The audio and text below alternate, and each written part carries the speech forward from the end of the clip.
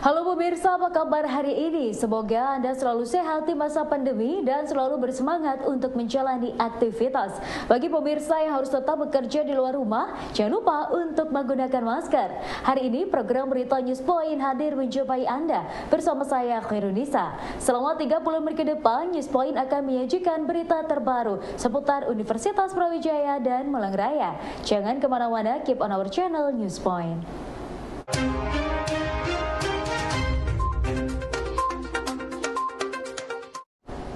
Sebagai perusahaan yang bergerak di bidang jasa dan teknologi, Gojek mengusung semangat growth mindset dengan mengembangkan berbagai inovasi. Semangat ini menurut Regional Analytics Head and District Head Gojek Andrian Sanur sejalan dengan visi Fakultas Teknik Universitas Brawijaya, sehingga diharapkan dapat bersinergi dalam pengembangan teknologi dan inovasi. Gojek sebagai perusahaan teknologi terbesar di Indonesia dan UB juga salah satu universitas terbesar di Indonesia. Kalau kita bisa bekerja sama dengan baik, saya bisa pastikan kita akan bisa menghasilkan banyak banget hal-hal baik pula gitu.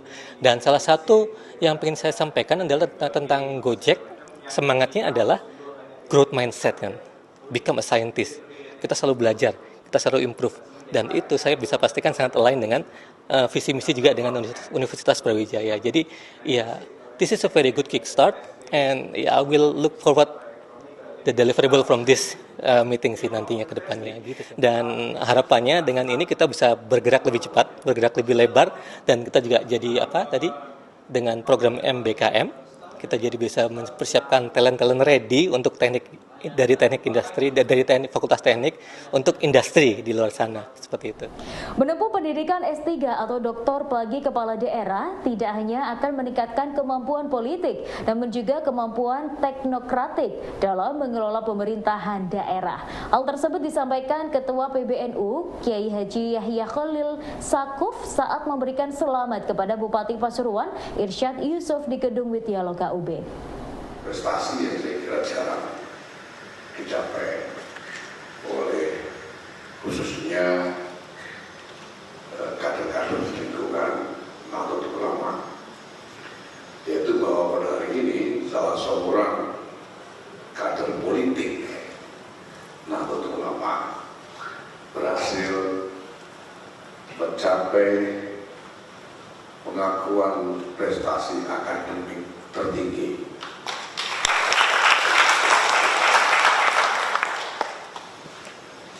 Yang dihasilkan melalui proses akademik yang asli, karena ada juga yang dapat ya, ini prestasi akademik yang memang dicapai dengan ketekunan akademik. Ini saya kira akan tidak hanya memberikan menambah kredibilitas politik seperti yang tadi disampaikan salah seorang promotor, tapi juga kredibilitas keterampilan teknokratik dari yang bersangkutan yang kita lakukan nantinya Nahdlatul Ulama bisa ikut memanfaatkan ini semua.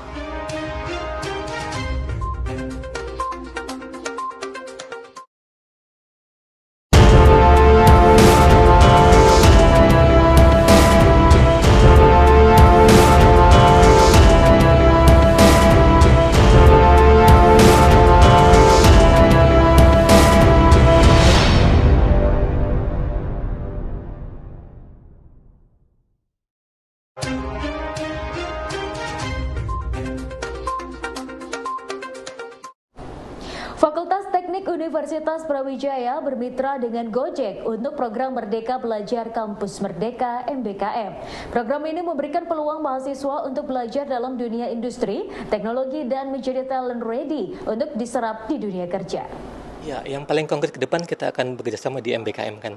MBKM itu kita bisa pastikan dari Gojek akan bersama-sama dengan mahasiswa untuk membimbing mereka dan memberikan apa sih real world di sana untuk Gojek, dan output dari itu semua mudah-mudahan mahasiswa bisa mengerti apa yang dibutuhkan dan sudah menjadi talent ready gitu ketika lulus. Kita beberapa kali ada internship dari Universitas Brawijaya dan contohnya tahun lalu di kami ada 3 internship dan semuanya terabsorb, walaupun bukan di Malang ya, akhirnya terabsorb di Gojek, di headquarter Gojek Surabaya. Karakter yang biasanya kita seleksi adalah mereka yang punya that kind of mindset, the growth mindset itu sendiri. Jadi walaupun contohnya tentang data analytics, dulu domainnya IT kan, tapi sekarang tidak lagi. Apakah di kampus Fakultas Teknik kita belajar data analytics? Mungkin tidak, mungkin iya. Tapi bagi kami itu tidak masalah. Yang penting growth mindset-nya ada dan mereka fast learner and willing to learn. That's the most important thing sih. Kerjasama tadi bisa kita perlebar ya, banyak hal yang bisa kita lakukan bersama dan kami sudah komit ya, nanti bisa ditanyakan langsung ke pihak Gojek. Jadi selain dari sisi pendidikan, misalnya kayak kuliah bersama, kolaborasi, kemudian juga mahasiswa butuh kuliah yang based on case study, seperti itu bisa dilakukan. Kemudian juga terkait dengan penelitian. Jadi kami sudah sepakat untuk membuat seperti office corner gitu. Jadi di lantai 2 di kami itu adalah deretan laboratorium. Nah, di situ ada satu ruangan yang kita sediakan sebagai ruangan research center dan inovasi. Nah, disitulah kami akan berkolaborasi dengan Gojek untuk bisa berkontribusi lebih. Jadi mahasiswa, kemudian Bapak Ibu dosen itu bisa diskusi dengan teman-teman Gojek ya. Sangat welcome sekali dengan teman-teman Gojek untuk bisa ngantor di situ juga gitu. Jadi harapannya ke depan seperti itu. Kreativitas siswa sekolah terutama dalam industri fashion harus terus diasah agar talenta mereka makin mumpuni. SMKN 3 sebagai salah satu sekolah yang memiliki jurusan tata busana tidak membedakan siswa berbakat atau tidak. Humas SMKN 3 Malang, Danang, mengatakan bahwa semua siswa memiliki bakat tersendiri yang berbeda dalam hal kreativitas.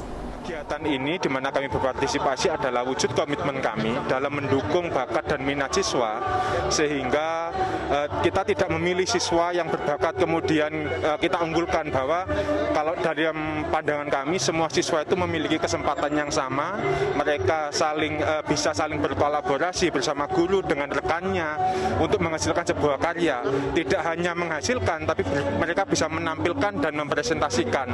Karena tantangan di masa yang akan datang adalah kita mungkin bisa membuat produk, tapi yang sulit adalah bagaimana menjual produk itu. Dan modal pertama yang harus kita miliki adalah kita bisa mempresentasikan apa yang kita miliki, apa yang kita buat, dan akhirnya bisa kita jual. Mungkin begitu. Jadi bentuk dukungan sekolah kepada siswa itu untuk sampai lahir karya malam hari ini itu apa saja?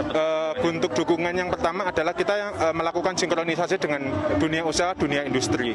Kemudian kita juga bekerja sama dengan stakeholder yang lain, misalkan lembaga pemerintahan. Bagaimana kita tidak bisa berjalan sendiri tanpa ada dukungan dari pihak lain. Meskipun kita mempunyai bakat, kita mempunyai SDM, tapi kalau tanpa dukungan kita juga tidak bisa melangkah. Kemudian yang kita lakukan adalah bagaimana kita mensupport kegiatan siswa, baik itu meningkatkan hard skill dan soft skill mereka. Kemudian kita juga melakukan training ke industri, di mana siswa di sana dibekali dan dia benar-benar merasakan bagaimana dapat istilahnya meng-create sebuah karya dan menampilkannya seperti pada event yang pada saat sekarang. Anda memiliki jeans yang sudah usang bukan berarti dapat dibuang dengan percuma. Dengan mengusung konsep log cabin, maka jeans usang dapat disulap menjadi busana kekinian yang sesuai dengan jiwa anak muda. Konsep log bin ini dipraktekkan oleh siswa SMKN 3 Malang, jurusan tata busana, dengan mengolah jeans usang dengan paduan kain percal menjadi busana yang lebih berwarna. Dengan sentuhan log cabin gitu. Jadi anak-anak meng-create barang-barang yang sudah nggak kepake, yang diangkat ini adalah jeans gitu. Jadi jeans itu dia masih punya nilai tambah ketika walaupun dia udah belel, tapi ketika di-create anak-anak itu mempunyai nilai tambah. Nah, sentuhan log cabin ini juga masih menggunakan perca-perca yang ada gitu. Perca yang ada diolah menjadi sesuatu yang menarik sehingga memberi nilai tambah pada produk mereka. Ini yang mereka angkat untuk kali ini.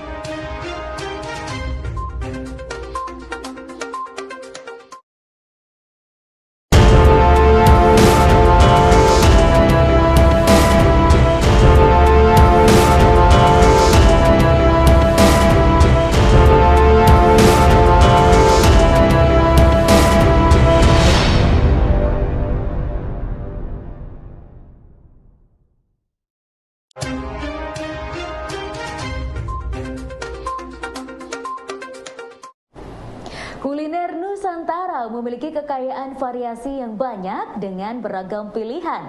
Hal ini ditangkap oleh Dialog Signature dengan menghadirkan menu Nusantara sebagai andalan kafe dan restonya. Zafira, marketing Dialog Signature, mengatakan saat ini banyak varian menu Nusantara seperti sate Marangi, ayam betutu, ikan baramundi, sign of Malang yang terbuat dari apel Malang dengan cita rasa Indonesia.